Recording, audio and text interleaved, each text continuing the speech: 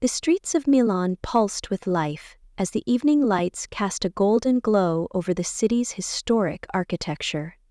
From the balcony of her sleek penthouse overlooking the Piazza del Duomo, Amara De Luca took a slow sip of wine, letting the rich flavors linger on her tongue. She had everything she once dreamed of: a successful career as a renowned fashion designer, a flourishing couture house that catered to the elite, and a seemingly perfect marriage to Leo Romano, her charming husband and business partner. Together they had built an empire, blending creativity and business savvy to make Maison De Luca one of the most sought-after brands in Italian fashion. Yet, despite the glamorous facade, an unsettling hollowness gnawed at her. The late nights, the secretive phone calls, and the mysterious last-minute business trips, signs that something was wrong. At first she had ignored the nagging feeling, attributing Leo's growing distance to the stress of managing their empire, but deep down, she knew better. Love and partnership weren't supposed to feel like this. There was a time when Leo's presence had been magnetic, his laughter infectious, and his touch comforting. Now, his smiles felt rehearsed, his affections forced, as if he were performing a role he no longer wanted to play. The penthouse, once a sanctuary, had become a cold museum of memories, a place where the echoes of their past happiness barely lingered. The first real clue had come in the form of a bank statement carelessly left on his desk, a list of extravagant charges, gifts she had never received, dinners she had never attended, and most damning of all, a down payment on a luxury car she had never seen.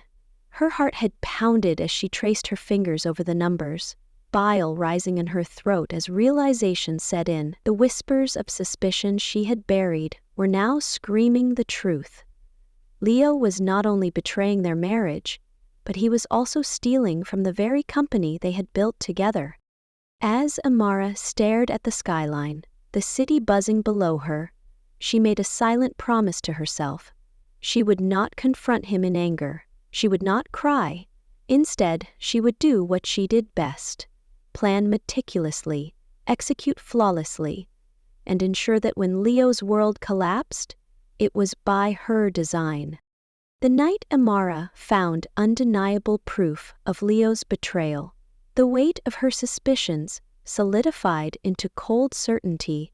She had spent weeks convincing herself she was imagining things, dismissing the irregularities as nothing more than the pressures of their high-profile business. But when she saw the photo, a grainy yet unmistakable paparazzi shot of Leo leaving the Grand Milano Hotel with a woman draped in a red satin dress, her arm casually linked through his, there was no room left for denial. The headline beneath it speculated about a mystery woman accompanying the successful entrepreneur, but Amara already knew who she was. Valeria Moretti, an up-and-coming model whose name had surfaced too many times in conversations about their brand's new campaign. A sinking feeling settled in her stomach, but she refused to react impulsively. Instead, she collected herself, inhaling deeply, steadying her hands as she set the newspaper down. She had to be smart. Emotional outbursts wouldn't fix this, and confronting Leo now would only give him the chance to weave a lie, another excuse to cover his tracks. No, she needed evidence, undeniable proof of his deception, and a plan that would ensure he paid for what he had done. Over the following weeks, Amara sharpened her instincts, watching Leo more closely than ever before. She noted his patterns, the frequent business dinners that left him returning home smelling like perfume she didn't wear, the rushed explanations for last-minute trips to Rome or Paris that had no connection to their company's operations. Even his phone behavior changed.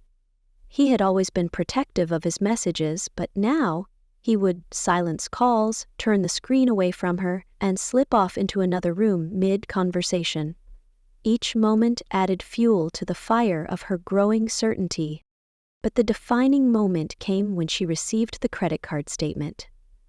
The list of transactions revealed everything: high-end boutiques, luxury spas, Michelin star restaurants, And, most damning of all, a payment for a diamond bracelet from one of Milan's most exclusive jewelers, a bracelet that had never graced her wrist. That night, as Leo slept soundly beside her, Amara lay awake, staring at the ceiling, her mind racing. He thought she was oblivious. He thought she was weak. But she wasn't. She had built her brand from the ground up, and she wasn't about to let a liar and a thief steal what she had worked for. This wasn't just about a broken marriage anymore. Leo had taken money from their business, from her legacy, and that was an unforgivable crime. With her pulse steady, she reached for her phone and sent a single text, "We need to meet. I have a job for you." The message was for a private investigator, and it was time to uncover every last secret Leo had been hiding.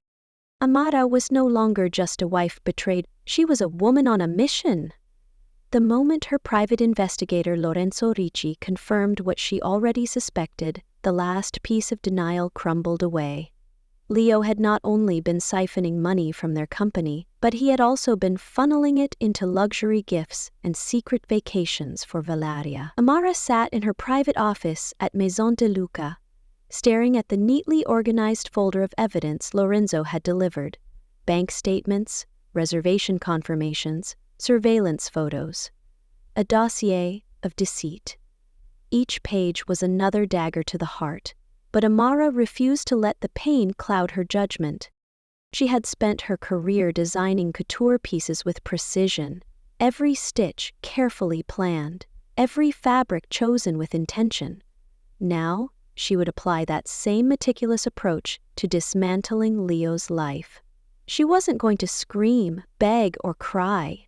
No, she was going to take everything from him, piece by piece, the way he had stolen from her. Her first move was locking down the company accounts.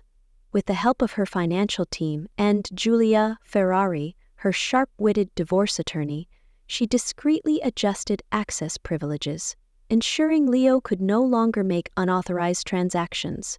She played her role perfectly, smiling at business meetings, maintaining the illusion of the supportive wife, while systematically cutting off his lifelines. He was oblivious, still under the illusion that his carefully constructed double life was intact.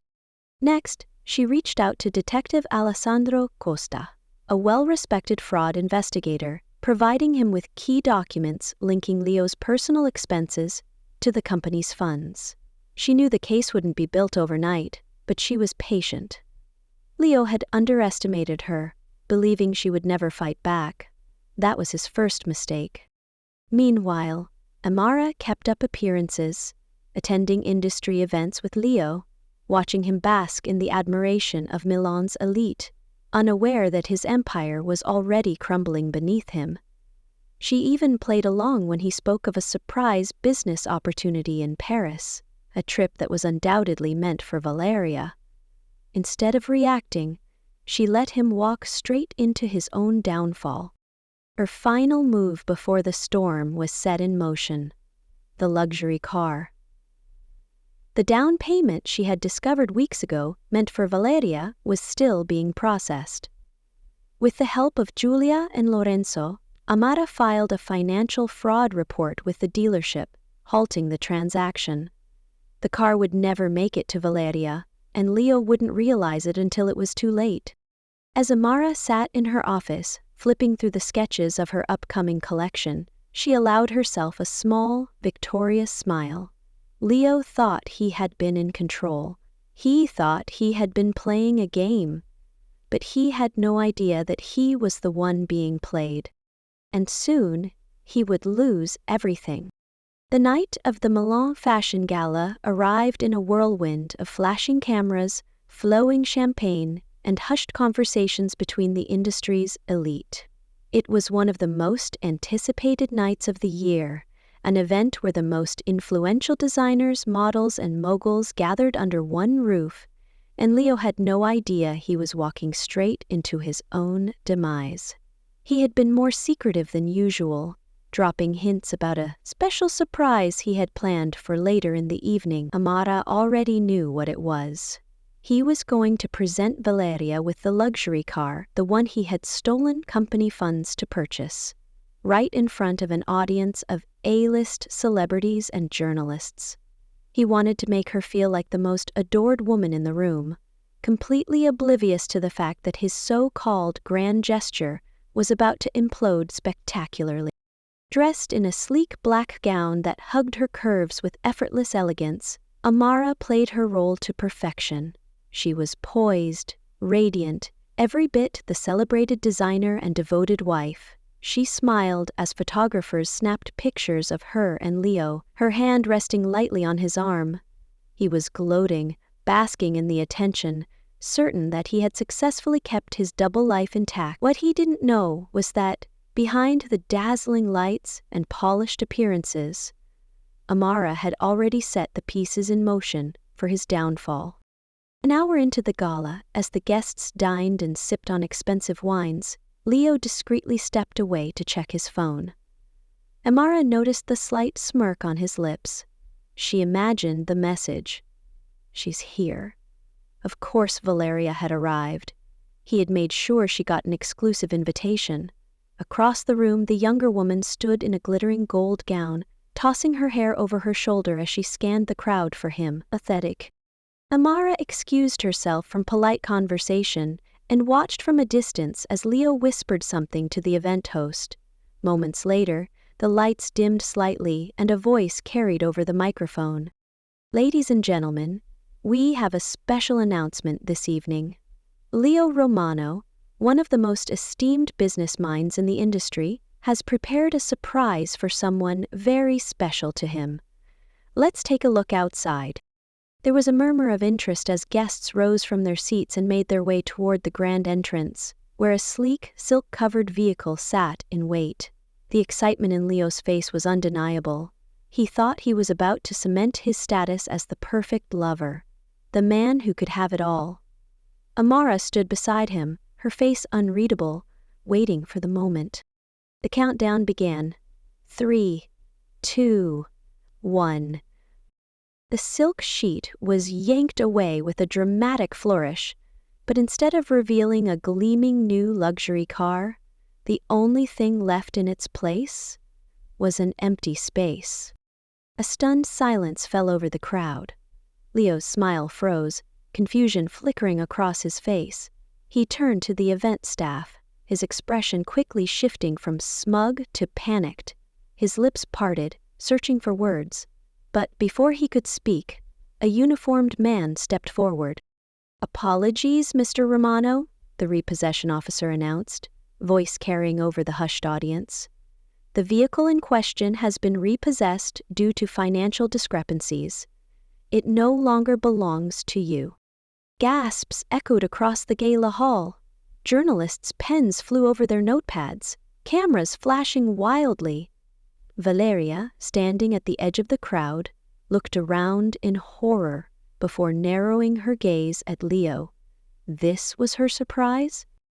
Leo's face had drained of all color, his mind scrambling for an explanation, but there was none. The proof of his fraud was already in the hands of the authorities.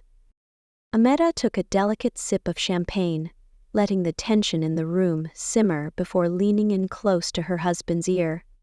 "You should have been more careful, Amara," she murmured, her voice dripping with quiet satisfaction. "You stole from the wrong woman."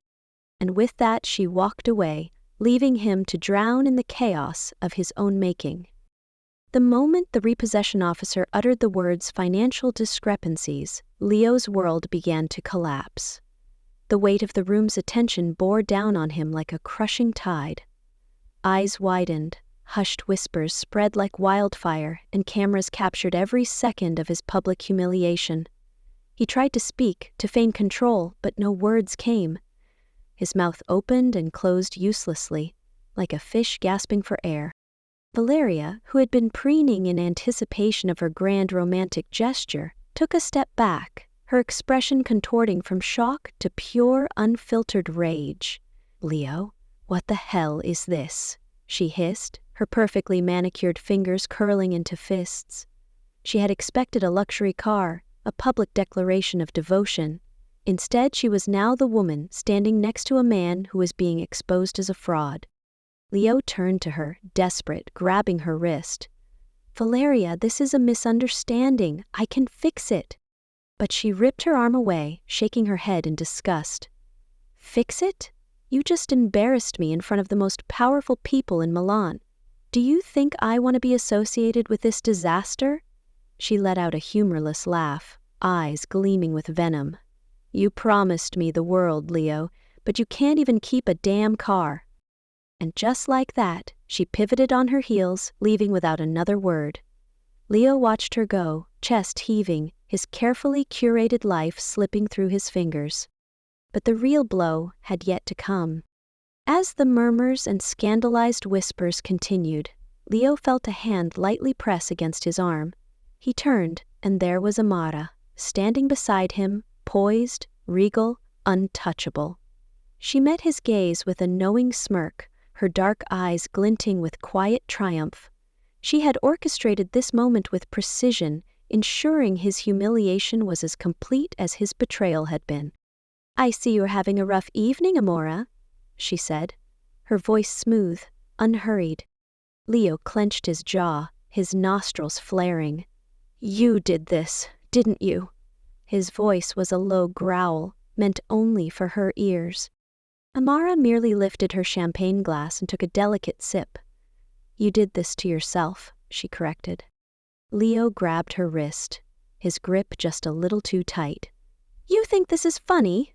I don't know what kind of game you're playing, but I swear—" "Careful, Leo," she interrupted, tilting her head slightly, her smile unwavering. "There are a lot of eyes on us right now. Do you really want to add assaulting your wife to your growing list of crimes?" His grip loosened immediately, his face twisting in fury. Amara leaned in just enough so only he could hear her next words. "The fraud report was filed 2 weeks ago," she whispered, her tone almost pitying. "The authorities are already looking into every single transaction you made with company funds. I'm sure by now your bank accounts are frozen and your access to Maison De Luca? Well, let's just say your name no longer holds weight there." Leo's breathing grew ragged, his chest rising and falling too fast. "You're lying," he spat. She arched a brow, feigning amusement. "Am I? Check your phone. I'm sure you have several missed calls by now." He did. His fingers trembled as he pulled out his phone, unlocking the screen only to see a flood of messages. One from his lawyer, another from his accountant, multiple from the bank. "Urgent, call me back. Your accounts have been flagged for unauthorized transactions. Bank authorities are launching a formal investigation. Your business assets are temporarily frozen, pending review." Leo's world spun. His stomach lurched. He had been so busy reveling in his arrogance, so confident in his ability to deceive, that he never once suspected Amara had been laying a trap all along. "I warned you, Leo," Amara said, stepping back, her voice loud enough for those around them to hear. "You stole from our company, you betrayed me, and now you get to live with the consequences." His entire body tensed. The cameras were still flashing. People were watching his downfall unfold in real time. And Amara, she looked completely unbothered. The final humiliation came when Detective Alessandro Costa approached from the side, flanked by 2 uniformed officers. The gala guests parted like the Red Sea as they approached Leo. "Mr. Romano, we need you to come with us." A hush fell over the crowd. Amara remained perfectly still as Leo staggered back, shaking his head. Disbelief plastered across his face. No, you don't understand, this is a mistake. We have enough financial evidence to proceed with an official investigation," Detective Costa said evenly. "It would be in your best interest to cooperate." The tension in the air was suffocating. Leo Romano, once the untouchable business mogul, the golden boy of Milan's elite, was now a man with nowhere to run. As the officers reached for his wrist, Amara let out a quiet breath. She had won.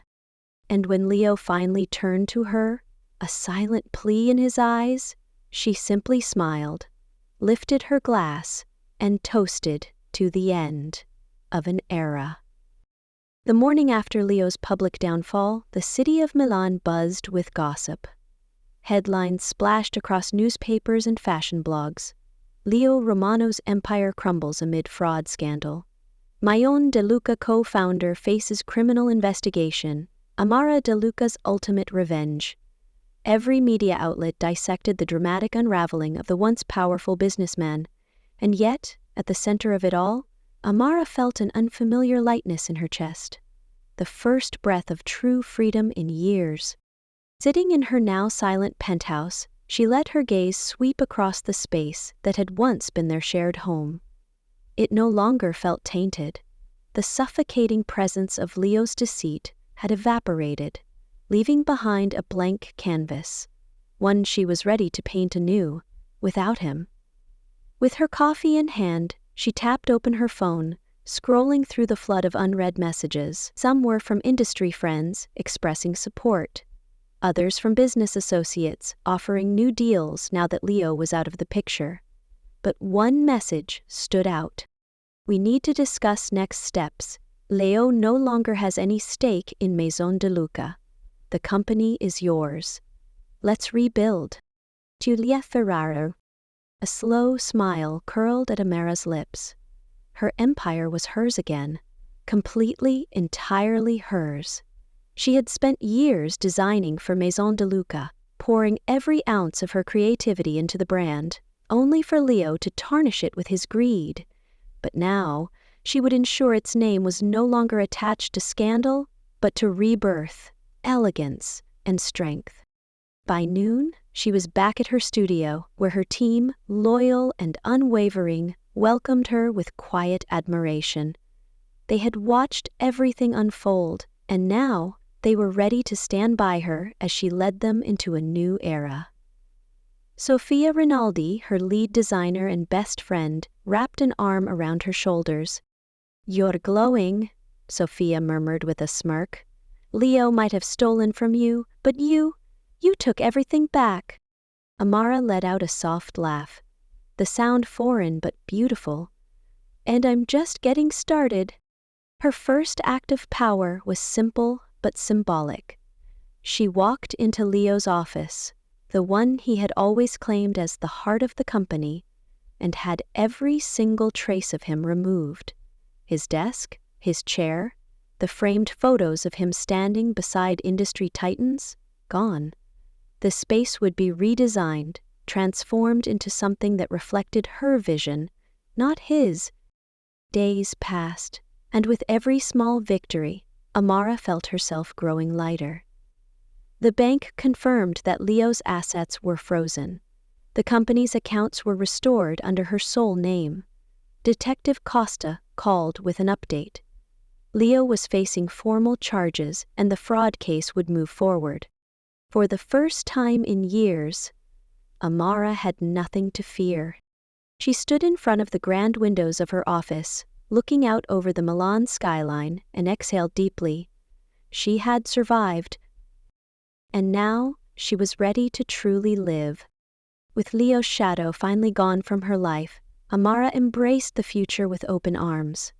The weight that had once pressed on her shoulders, the doubt, the betrayal, the rage, had lifted, leaving behind a woman who was stronger, wiser, and completely in control of her destiny. Maison De Luca, now entirely hers, was on the verge of a bold new chapter. She had spent the past few weeks restructuring her leadership team, cutting out anyone still loyal to Leo, and rebranding the company's image. The scandal had briefly tarnished the brand, but Amara knew something about reinvention. Just like her, Maison De Luca would emerge more powerful than ever. But business wasn't the only thing she was reclaiming. For years she had lived according to Leo's expectations, tailoring her dreams to fit into his world. No longer. One afternoon, as she sat in her newly renovated office, Leo's old one, now unrecognizable, She flipped open her notebook and wrote a list. Things I've always wanted to do. The first item, travel to Paris. For years, she had sketched designs inspired by the streets of Montmartre and the opulence of the Champs-Élysées, yet she had never taken the time to go. Leo had always made excuses. We'll go next year. Business comes first. But now, she had nothing holding her back. Within minutes, she had booked a first-class ticket, the excitement bubbling in her chest. This wasn't just a vacation. It was a declaration that she was no longer waiting for permission to live. She celebrated her newfound freedom with a small dinner party at her penthouse, surrounded by the people who had supported her through it all. Sophia, Julia, her closest colleagues. Laughter and music filled the space that had once been suffocating, transforming it into a place of warmth and joy. As the evening wound down, Sophia clinked her glass against Amara's, a knowing smirk on her lips. "You look different," she said. Amara tilted her head. "Different how?" Sophia studied her for a moment before grinning. "Like you finally belong to yourself." And she did. That night, as Amara stood on her balcony, the city lights glittering below, she felt something she hadn't in a long time. Pure, unshakable peace. The future stretched before her, unwritten and full of promise. She was free. She was powerful. And for the first time in years, she was truly happy. The sun dipped behind the rooftops of Paris, casting a golden hue over the city, as Amara sat at a quiet cafe near the Seine, a warm espresso in one hand and a sketchbook in the other. For the first time in years, she wasn't designing for Maison De Luca or for the industry's expectations. She was sketching for herself. The lines flowed effortlessly, each stroke reflecting a woman who had reclaimed her power, her voice, her future. She had left Milan behind for a while, not as an escape, but as a statement that she no longer needed to stay in the place where Leo's betrayal once defined her. Maison De Luca was thriving in her absence, stronger under her leadership than it had ever been under Leo's corrupt hands. The world had moved on from his scandal, and so had she. A notification buzzed on her phone. It was an update from Detective Costa. Leo Romano has been officially charged with fraud and embezzlement. He won't be walking away from this. Amara read the message, a slow, satisfied smile tugging at her lips. Not out of vengeance, but out of justice. Leo had gambled everything and lost, while she had risen from the ashes of his destruction. He was a footnote in her story now, nothing more. As she lifted her gaze, watching the effortless elegance of Parisians strolling by, a thought settled deep in her chest. She had won. Not because she had taken revenge, not because she had exposed him, but because she had chosen herself.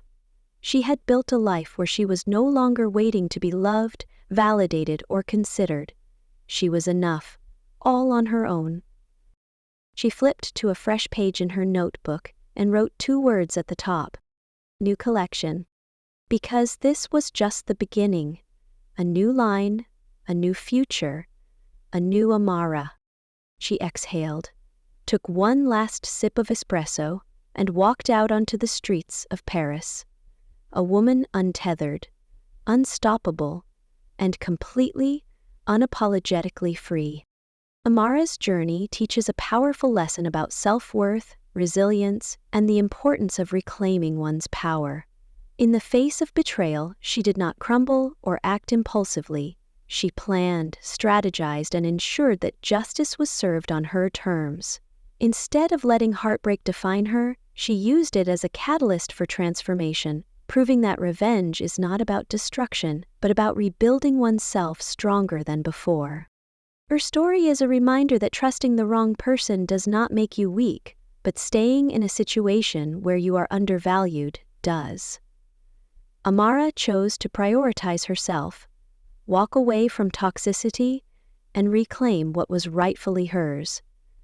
She refused to let deceit strip her of her success, her identity, or her future. The ultimate lesson? True power comes not from revenge, but from knowing your worth.